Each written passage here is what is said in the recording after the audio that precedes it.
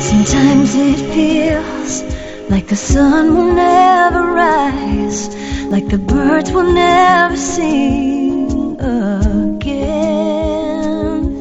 Believe in a power greater than what you are going through. When you don't know what to do, keep breathing.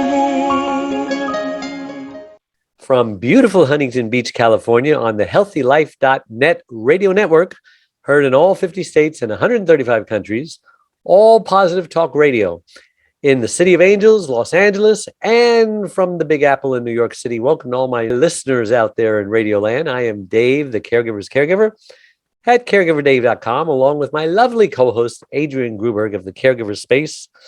And we're also coming to you live and on demand 24/7 on numerous syndicated radio and podcast networks. In fact, we are proud to be voted #1 caregiver podcast of the top 50 on Player FM, #2 on FeedSpot, and #2 on caringvillage.com. And we have especially an exciting show planned for you today, don't we, Adrian?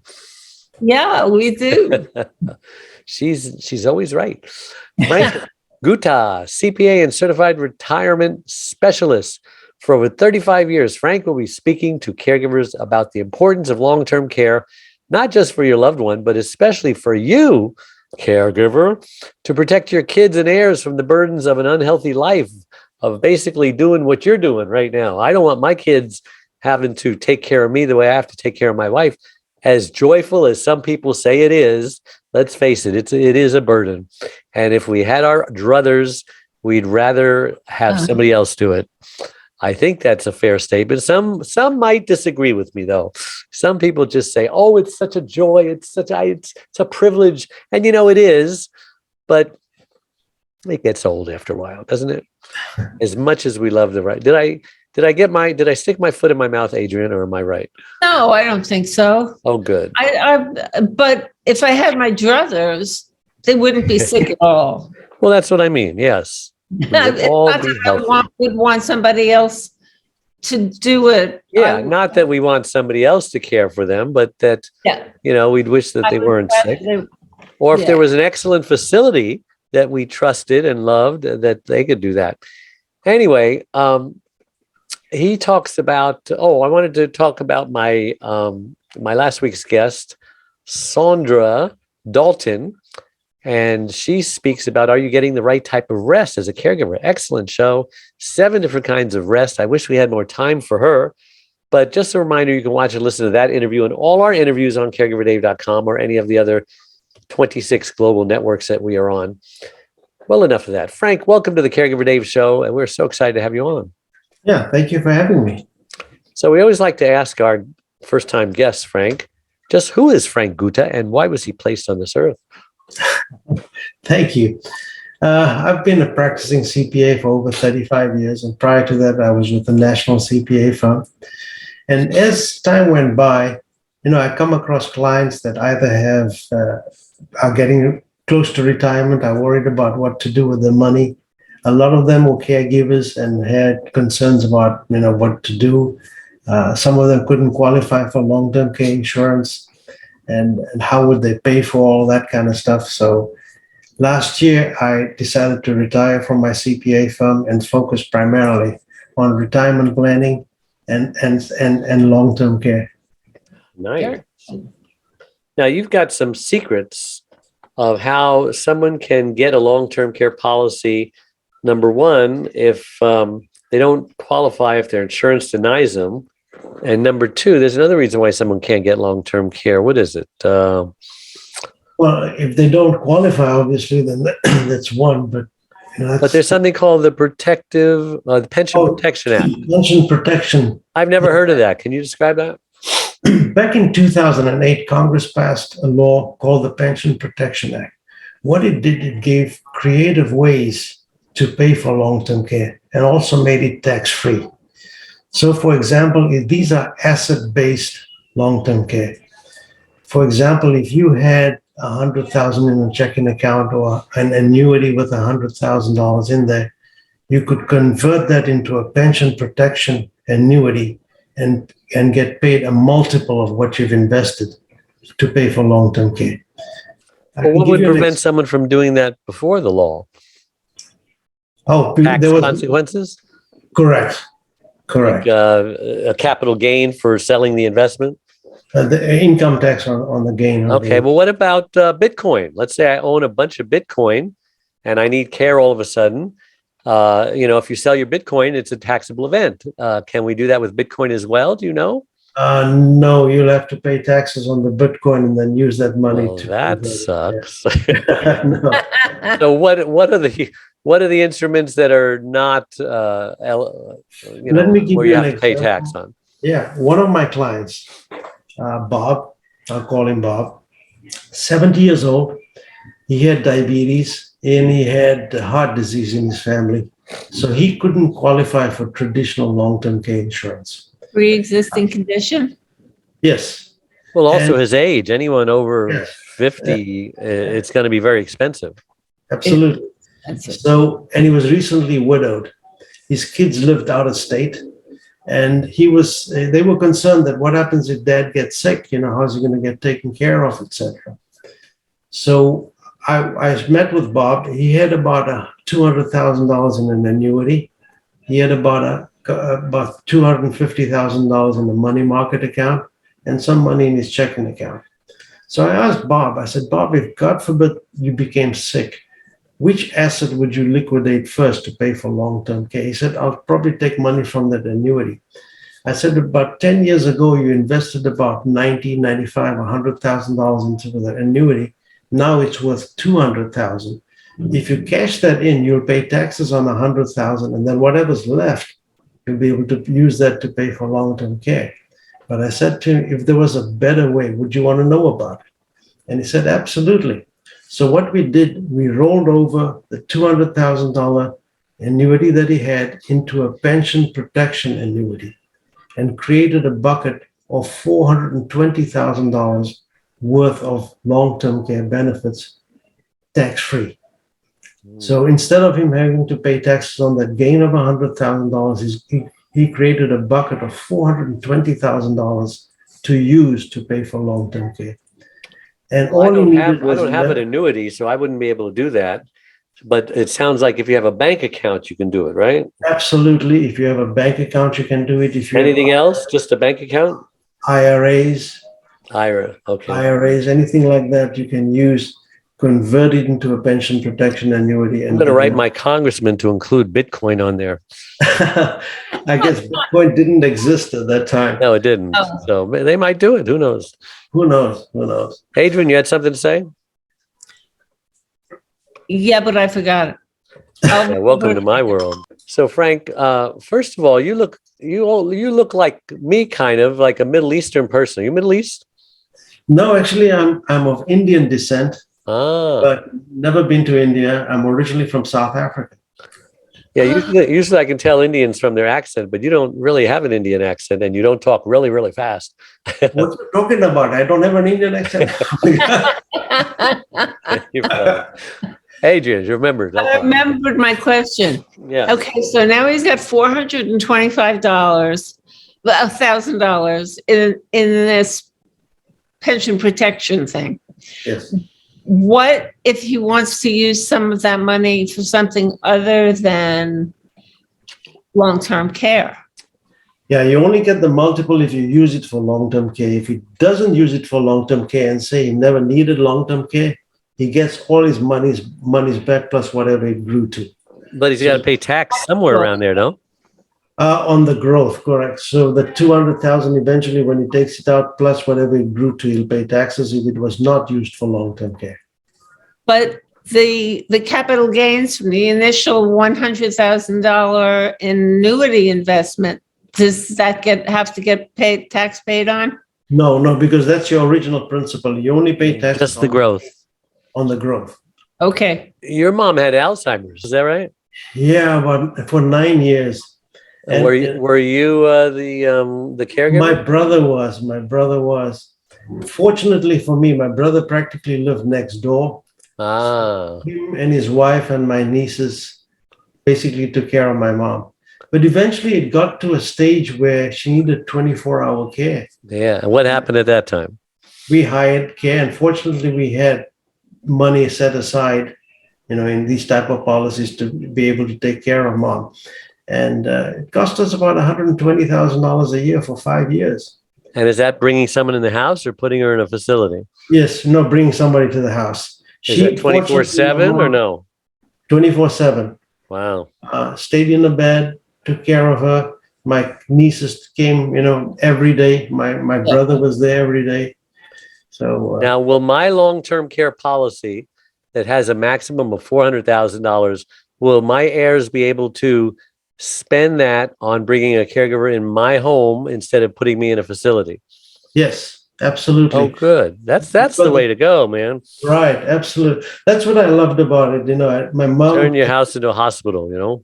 And my mom stayed in her bed, in a comfortable surroundings as opposed to be with strangers. Right. Yeah. I think I've had friends who chose to go into a facility. They knew that they were widows. They knew that it was time, and they were lonely and they needed the companionship. So sometimes the facility can be good. Can work in a good. Well, in different levels. There's independent living, there's assisted living, and then there's nursing home. Exactly. And especially with the Alzheimer's, they get, you get a place that has an Alzheimer's wing so that they can just transfer there if it gets worse. Right. You don't have to go through another move again. And sometimes that is a better alternative because, for the social aspect. And so they don't get a lot of people around them and they become their family, Yes. Absolutely. It's funny you mentioned that. A friend of mine, her mom just went into one of these facilities and she actually loves it. She gets to play bingo and, they have lunches and she's made so many friends. Activities. People come over there. There's the music, dancing. She loves it. So that's terrific. She was lonely by herself at home, Right. That was what my friend was. Yeah. Well, and she has a view. She loves. Now, my mother was in a assisted living facility, and it would only cost her $3,500 a month that Medicare and Medi-Cal together paid.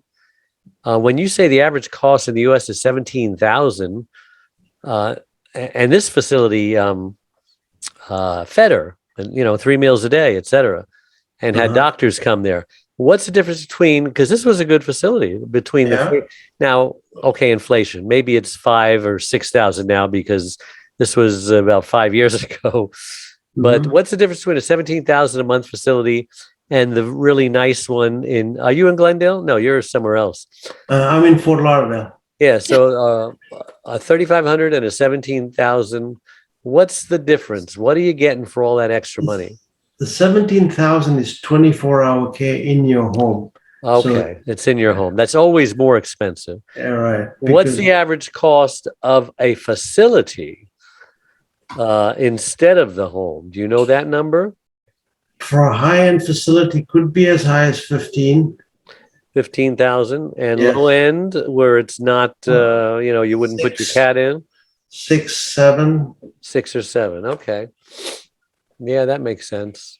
And it's not easy to find them. I mean, you've got to do your homework. You've got to interview. You've got to show up when they're not expecting you and say, oh, I was just driving by. I want to see the place. And then, the first sign that you walk in and you smells like urine, that's a red flag. And the second red flag is when you walk down the hallway and all the wheelchairs are facing the walls and they're just staring at the walls with no human interaction.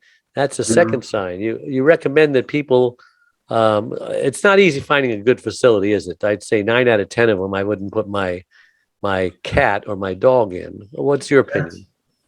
Yeah, you're absolutely right. You got to probably why you opted to go in the home. Yeah.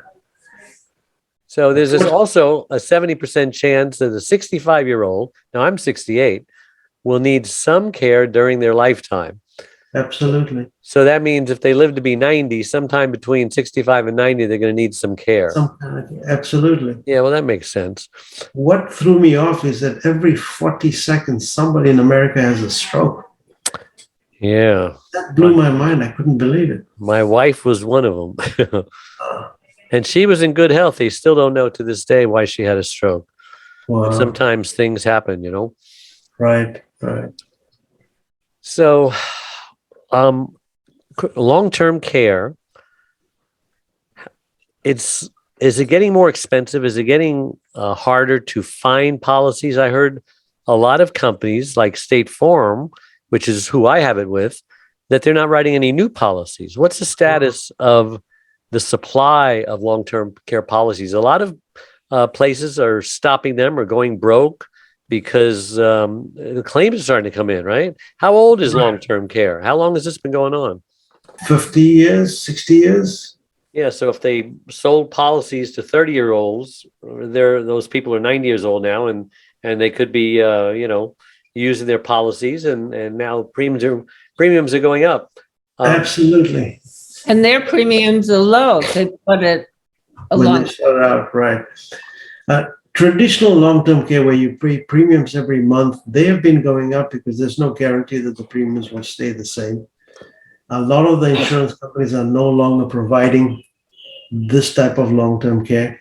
So what's available is asset-based long-term care, where we talk about a lump sum of money put aside to pay for long-term care. And a lot of insurance policies have a rider attached to it so that you can use the death benefit, a portion of the death benefit, depending on how ill you are, to pay for long-term care. So if you had a life insurance policy with $1 million death benefit, say, and the doctor said that you have a certain disease, they might pay 3, 4, 500,000 of the death benefit to use to pay for long-term care. Does the doctor have to know like how many months or years you're going to live? They do some kind of, and then they submit that to the insurance companies, and based on that, well, that's nice to know. Chronic illness or critical illness, so it's a catastrophic kind of. Yeah, absolutely. And then there's also where you can do a reverse mortgage. Many people's homes are paid off. Right. That hidden equity in there, and then sometimes it's a lot of equity, right. And they can actually pull the money out, get a mortgage to the max on their home. They don't have to pay anything. Correct. And eventually when they die, the home goes back to the bank, or if there's equity in it, you have the option of redeeming it. Correct. And theoretically, you can take that equity. Can you also turn that into a long-term care annuity? Absolutely, you can. So you can use home equity and turn that into a whatever I said. a policy to pay for long-term care. Yes. So what haven't I asked you yet that we need to cover? Oh, wait a minute. We have to take a break first. So we will be right back. Don't go away. All right. And we're back on the Caregiver Dave show on the healthylife.net network, all healthy talk radio. And my guest, I'm Dave Nasani, and my guest is Frank Gutta, who we're talking about long-term care. We're talking about retirement. We're talking about annuities. We're talking about all sorts of things that come in handy when we get old and when we get sick, and to help out our caregivers. So you were a caregiver yourself, as you said. You've probably got a lot of stories to tell from actual cases where caregivers would call you and say, hey, my father just had a stroke and he doesn't have anything, or he's got, this asset. I don't know how to get rid of it, or he's got a pension, all sorts of different scenarios. Can you think of some interesting stories of a caregiver or a brand new caregiver who you've helped with situations like that? Yeah, one of my clients, the parents lived here in Fort Lauderdale. The kids were in New York, and the father had a stroke. Mom had passed away a few years before that, and they were concerned how were they going to take care of their father. They were thinking of moving him back up to New York, or one of the kids moved down here. and they were looking at different options. Fortunately, he had enough assets where we were able to get him something to pay for long-term care. We basically hired somebody 24 hours a day up in New York, because they were both working. They couldn't take care of my dad full time. They were in Long Island, so they moved in with the father moved in with one of the daughters. So he did move up from Fort Lauderdale. Pardon? I mean, he moved up from Florida back to New York. Yes, to be close, because the kids had jobs that they couldn't leave their jobs. They had to Yes. stay there. So he moved in with one of the daughters, and we had enough money in there to pay for care while she was working.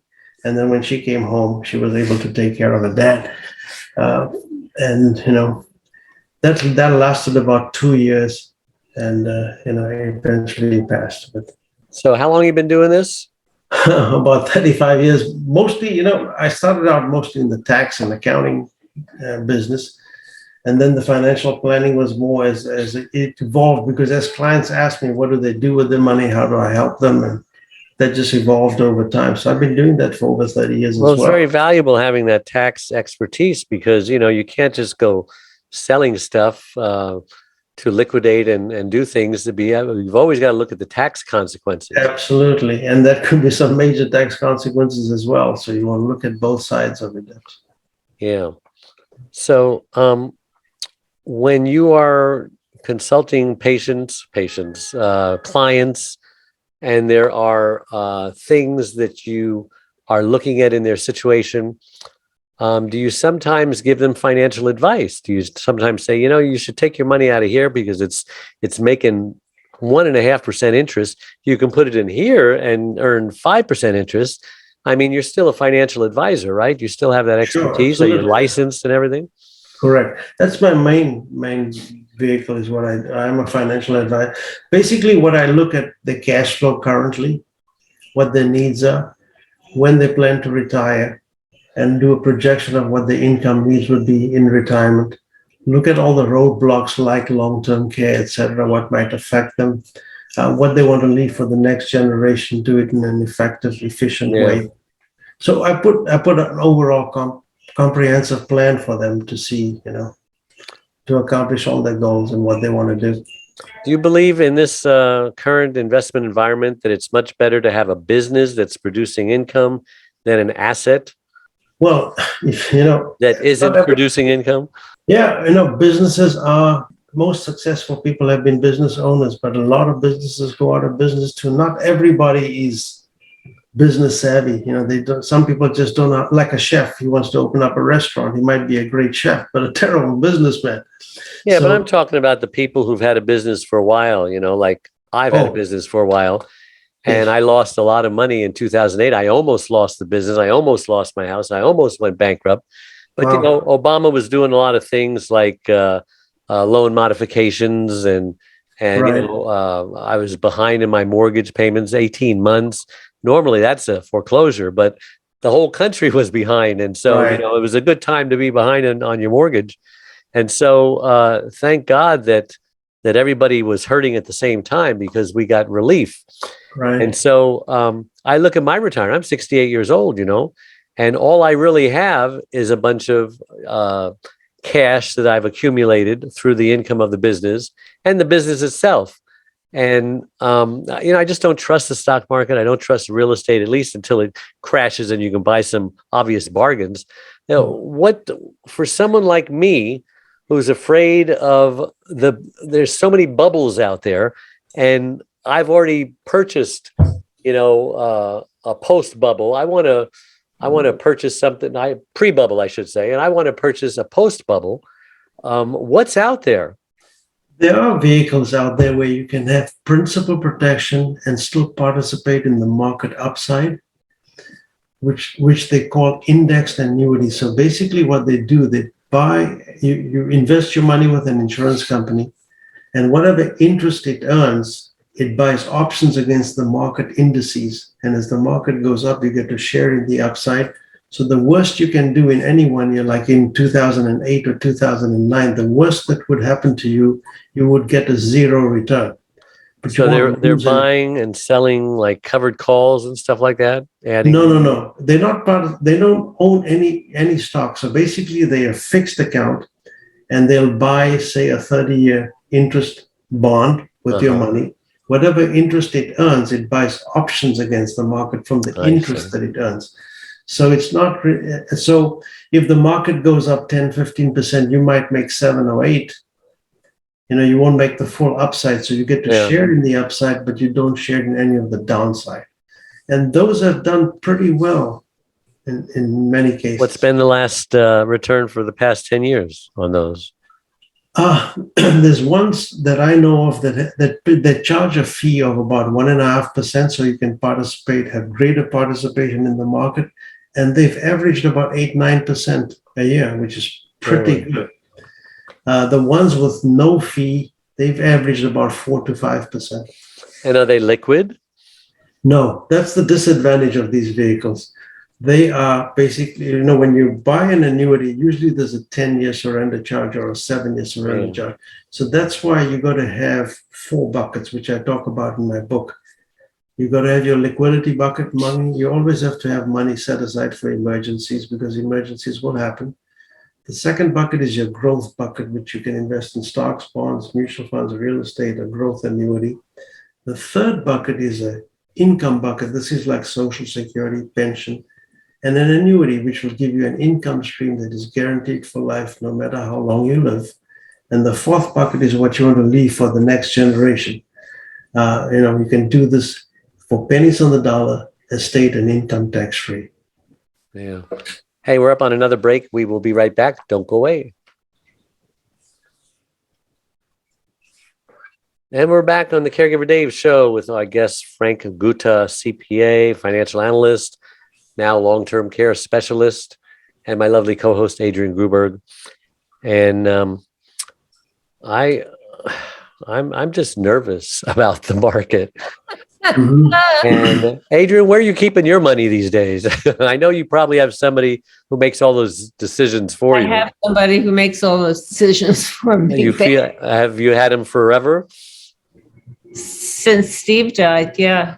So you trust him?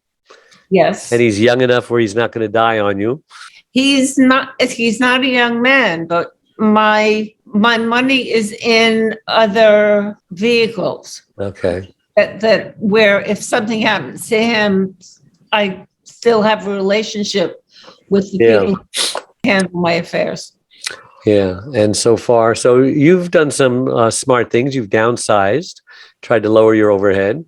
You went from and I haven't. Pardon? And I didn't. Didn't what? Lower my overhead. I lowered my taxes. Well, that's overhead. But right now there is a I can't remember what it's called. Every month, when on the rent for improvements to the building, there's an additional $400. Right, that's called. And that makes it more than I was paying, and my mortgage is higher. Yeah, but you're bound to have higher appreciation. I'm thinking. So yes, I mean, things will ultimately work out, but right now it's. And I have a lot of expenses because I just moved. I'm still paying for storage. Yeah. Now, Adrian, if anything happens to you, you've got funds that you can use for your care. And I have a long-term care policy. Well, you have a long-term care policy. That's when great. I wanted Steve to give it to me for my 40th birthday, and he didn't. He wouldn't. Just that he would be able to pay for it. And when he passed away, it was one of the first things that I did. I got myself a long-term care policy. How much are you paying? The last policy that Prudential wrote that with my kind of policy. How much is that costing you each month? Every month it's about $2,300. Whoa.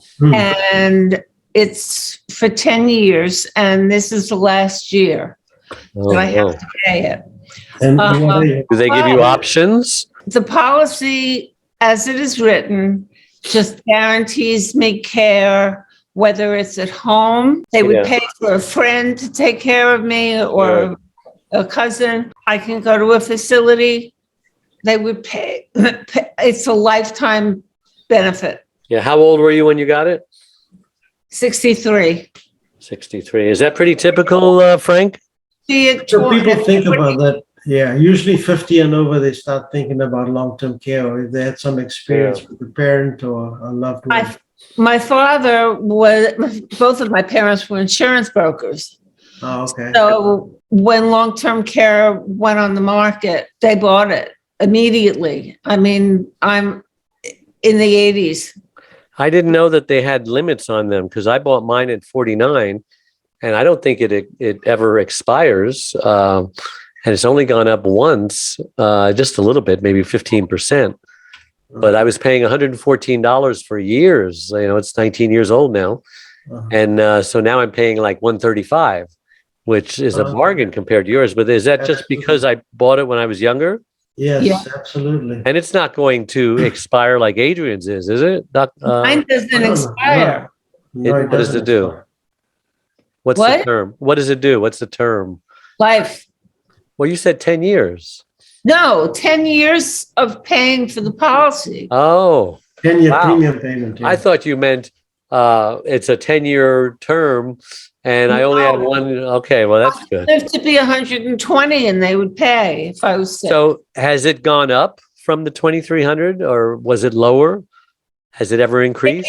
Maybe $49. So very little. And it can still go up in the future. But I'm told that they have to raise it as a group. They can't just raise it because you get sick. Finished. Pardon? Here. This is the last year I have to pay for it.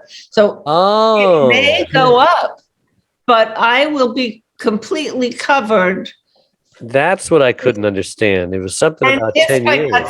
If I got sick at 67, let's say. Yeah. The policy would have gone into effect. So this must have been associated with an insurance product. That was correct. It is, yes. Yes. Okay, so I must not have that. Mine I got to pay forever until I die. You got the lifetime pay, but once you need long-term care, you stop paying and you'll be covered. It depends on how much your benefit is. Is it $100 a day or $200 a day or whatever you have? So is Adrian in good shape, Frank? Sounds like. Yeah, she seems to be. I think, Adrian, what you did is a smart thing, is because now after 10 years, Adrian's very smart. You have no more payments left and you covered. And if you never use it, I think the policy you get your money back. That's $2,300 in your pocket every month, Adrian. That's huge. I know. That'll pay that common area maintenance easily, that $400. All right, we got to go on another break. We'll be right back. Don't go away. Hold that thought, Frank. Okay. And we're back on the Caregiver Dave Show, and I'm Dave Masani with my lovely co-host Adrian Gruberg. We have Frank Gutta, CPA, financial expert and guru, and we're talking long-term care. Frank, what were you going to say before I interrupted you? Well, there was a gentleman that came to see me a few years ago. He had Parkinson's, and there was no way we could get him a policy. He wouldn't qualify even for the asset-based long-term care. But he was not in a nursing home. He was still in his house. We were able to get him an annuity that was paying him, because he needed income anyway, that was paying him about $6,000 a month income. And we converted that to a long-term care type policy annuity, where if he became ill and he couldn't do 2 of the 6 daily living activities, it paid him $12,000, double what he was getting. Wow. For 5 years. So even though he had a pre-existing condition, he was able to get some kind of help towards paying. And who do you buy those from? There's different insurance companies that have different policies and different benefits. And there are some banks that have annuities. Well, the banks use the annuities that the banks use are done through an insurance company. So even though the bank might be selling it, I understand. They use an insurance company. I got it. Yeah. Insurance companies can do this because they're on both sides of the equation. They got life insurance in case you die too soon, and they got annuities in case you live too long. Yeah. So what's happening with the economy and with the stock market? What is your prediction? I know you can't make predictions because you just can't. You don't have a crystal ball. But all I can say is that, nothing goes up forever. Markets go up, markets go down. The last time we had a major correction was 2001 and 2008, and it devastated a lot of people. And most people invest emotionally because they see this market going down. They panic and they sell. And they get, because it took about 14 years just to break even. So now in 2022, we haven't had major correction. I think there's a good possibility that we might have another correction. Nobody knows for sure. Well, the reason we haven't had major corrections, Frank, is because the Fed keeps bailing them out. Why does the Fed keep bailing them out and kicking the can down the road? That's exactly for the inevitable, for our children, or however long it takes. Absolutely. That's typical politicians, right? Because they know. Yeah, but it's getting worse. Yeah, and when they kick the can down the road, they no longer done, and they've retired, and somebody else's problem. Unfortunately, that's the mindset. So what about the dollar? We see the printing presses going wild. Now we're going to print all this money to Ukraine that we don't have. How is this going to affect the dollar? How is it going to affect inflation, our prices? We're going to see what's happening to gasoline and food. I mean, what is the hope for Americans? What is the hope for the middle class? Yeah, it is sad because if you keep printing money, more money chasing too few goods, inflation definitely is going to be there. Already, I think they were saying that it's 6 or 7%. And no, we know that it's not even close to 6 or 7%. We're double digits, 15, right. 16 perhaps. This reminds me of the 70s when Jimmy Carter was president. That's right. We both lived through it, didn't we? Right. Gasoline prices, long lines. Yeah, 17% interest rates, 18%, 21%. Remember when high interest rates on credit cards was considered usury? Anything over 12% was usury. Exactly. Jail. Now that same credit card company is charging like 36%. 18%. Exactly. What are we going to do, Frank? I don't know. Just stay positive and plug away. So what if we have caregivers out there who don't have any money, just their Social Security? They don't have a job because they were fired or laid off or whatever. They're ill themselves and need a caregiver themselves. They're already getting government assistance. I mean, how do you pull yourself out of that? What hope can you give to them? And we have a lot of those out there. Yeah, I know. It's difficult. Thank God for government programs because Medicaid at least provides and helps you out. But I don't know what to say. I don't know. Well, Eddie's father, my boyfriend's father, was 95 when he needed to be put in a facility. It was a matter of getting rid of assets in order for them to qualify, right? For Medicaid. Qualify. Yeah, every state has different rules, right? He was in Illinois, and he was in a damn nice facility. Uh-huh. I was very impressed because it was very social. I had my dog with me when we went to visit him, and I mean, everybody just came alive. When one person had a visitor, it was a great place. I mean, dogs and kids. He had all of his furniture. Was homey. He was lucky. Assisted living, perhaps, right?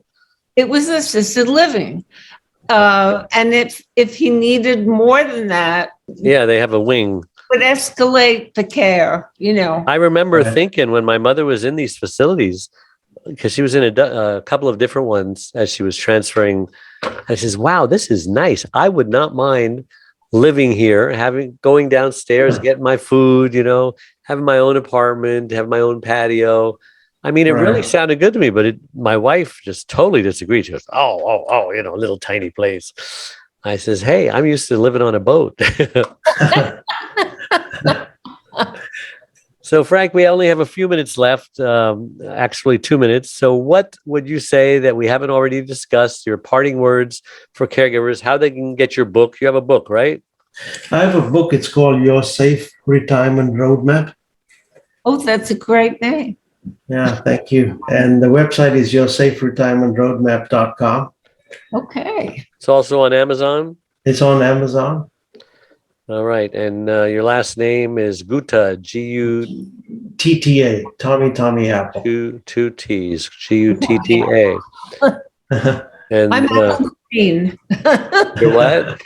Apple green. Oh, okay. Tommy Apple. I'm old. Well, thank you so much. It's amazing how fast the time flies when you're having fun.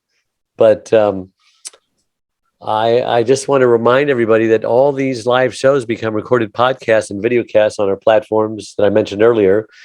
And don't forget to check out my membership website, caregiverdave.com.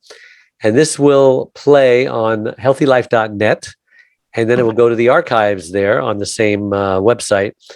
Also, Caregiver Dave is a free membership support community with lots of tools, resources, free gifts, as well as my Facebook page with the same name, Caregiver Dave. Adrian has chat rooms and lots of other support on her site, caregiverspace.org. But I think mostly the chat rooms are on Facebook page, Caregiver Space.